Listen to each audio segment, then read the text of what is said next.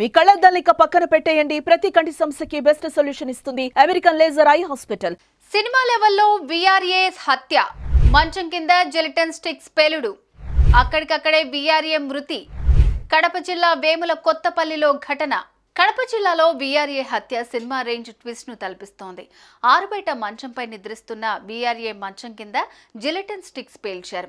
ఈ ఘటనలో విఆర్ఏ అక్కడికక్కడే మృతి చెందగా భార్యకు తీవ్ర గాయాలయ్యాయి. అటు పిల్లలు వేరే రూమ్లో పడుకోవటంతో బ్రతికిపోయారు. ఇంతకీ ఈ హత్య చేసింది ఎవరు? కారణం ఏంటి?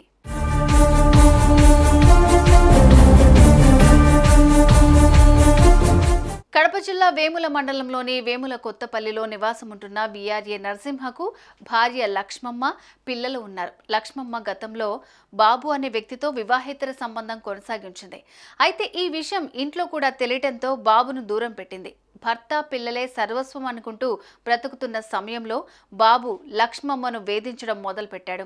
తనతో మాట్లాడాలని, కలవాలని వేధించాడు. కానీ లక్ష్మమ్మ అందుకు అంగీకరించలేదు. తెలిసి తెలియనప్పుడు చేసిన తప్పును ఇప్పుడు కొనసాగించలేనని, ఇప్పుడు భర్త, పిల్లలే తనకు ముఖ్యమని తెగేసి చెప్పింది.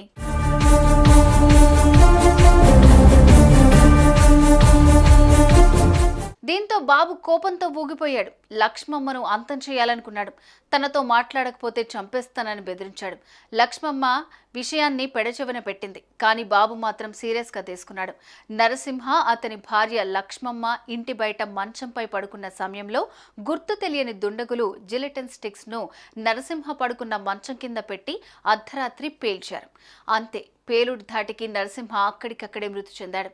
లక్ష్మమ్మకు తీవ్ర గాయాలయ్యాయి.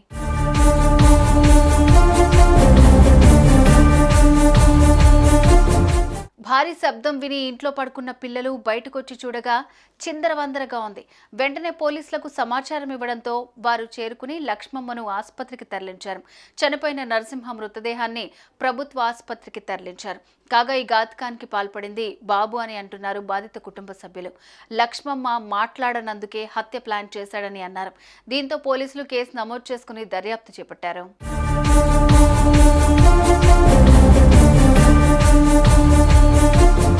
పేలుడులో విఆర్ఏ మృతి చెందగా అక్కడి పరిస్థితి అల్లకల్లోలంగా మారింది. ఇల్లు కూడా ధ్వంసమైంది. అటు లక్ష్మమ్మ తీవ్ర గాయాలతో ఆసుపత్రి పాలైంది. తండ్రి మృతి చెంది తల్లిని ప్రాణాపాయ స్థితిలో చూసిన పిల్లలు బోరున విలపించారు. అటు పోలీసులు అనుమానితుడైన బాబును అదుపులోకి తీసుకుని విచారణ జరుపుతున్నారు.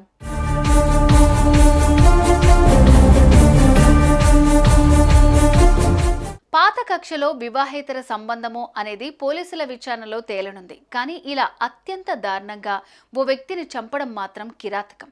ఈ ఘాతుకానికి పాల్పడిన వారిని కఠినంగా శిక్షించాలి అనేది బాధిత కుటుంబం డిమాండ్.